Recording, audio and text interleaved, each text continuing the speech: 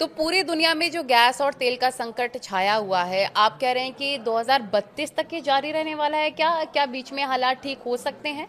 तो पेट्रोल और डीजल की हम बात कर लेते हैं कि ये जो आने वाले 8 महीने का जो समय है, इसमें पेट्रोल और डीजल के दाम बहुत तेजी से बढ़ेंगे। पूरी दुनिया में खासतौर से गल्फ जितने भी ओपेक कंट्रीज हैं जो कि तेल का उत्पादन करते हैं, तो पेट्रोल के दाम आज $120 पर बैरल है।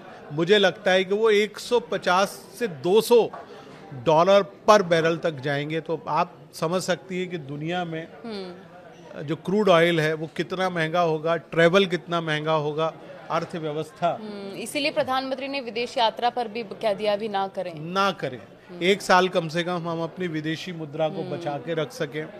क्रूड ऑयल महंगा होगा, चीजें महंगी होंगी, आप खाएंगे कैसे? हमारी जो आम जनता है, ठीक है, लेकिन हमको पूरे बेसिक चीजों के भी दाम बढ़ गए हैं, बिस्किट, तेल, नमक, चीनी, ये आम आदमी पर सबसे ज्यादा बोझ पड़ रहा है। बिल्कुल, आप देखेंगे कि इकोनॉमी आने वाले दिनों में और भी तेज होंगे।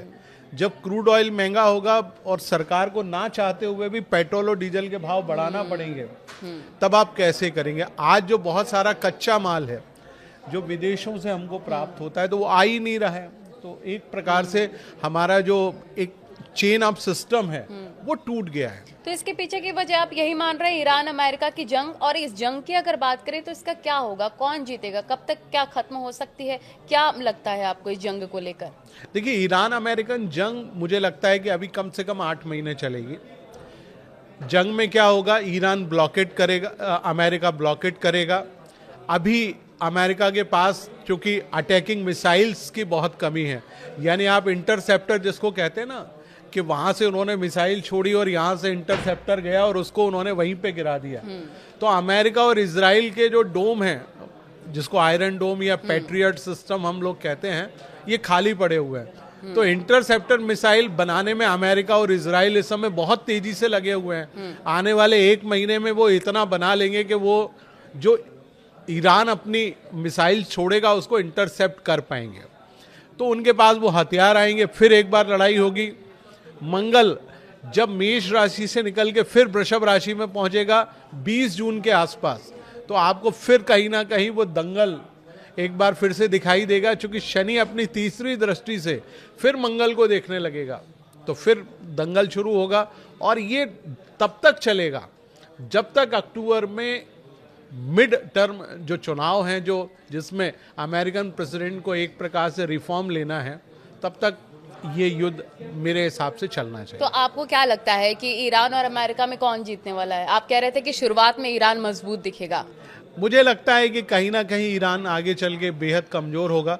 शुरुआत में तो ईरान किसी भी रूप में कमजोर नहीं होने वाला। 1 महीने तक लगातार वो लड़ता रहेगा, चूंकि उसके पास साजो सामान मौजूद है, वो छोड़ता रहेगा। और ये किसी भी रूप में ईरान की जो मिसाइल सिस्टम्स हैं या उसके पास जो मिसाइल का जखीरा मौजूद है, उसको ये ख़त्म नहीं कर पाएंगे। लेकिन हाँ, एक स्थिति ऐसी आएगी जब वो सामान ख़त्म हो जाएगा और फिर उसके बाद कहीं ना कहीं टेबल पे, ऑन द टेबल बैठ के बात होगी। और जो स्ट्रेट ऑफ हॉर्मूज है, जहाँ से पूरी दुनिया का 20% ऑयल और 20% ट्रेड जहाँ से होता है, वो ट्रेड 8 महीनों तक कभी चलेगा, कभी बाधित होगा, कभी चलेगा, कभी बाधित होगा। लेकिन जब नवंबर में राहु का ट्रांजिट मकर राशि में होगा, उसके बाद ये काफ़ी हद तक बैलेंस ज़रूर होगा।